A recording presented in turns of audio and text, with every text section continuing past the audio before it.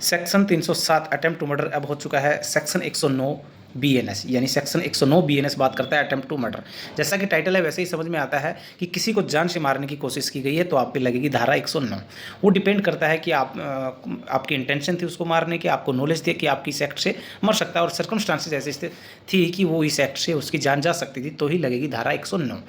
नहीं तो simple hurt भी लग सकता है और ग्रीवियस हर्ट भी लग सकता है। अब अटेम्प्ट टू मर्डर में दो पार्ट में डिवाइड इसको किया गया है। Part 1 classification of the part 1 और पार्ट 2। पार्ट 1 में 10 साल तक की सज़ा का प्रावधान है और पार्ट 2 में लाइफ इम्प्रिजमेंट की पनिशमेंट का प्रावधान है।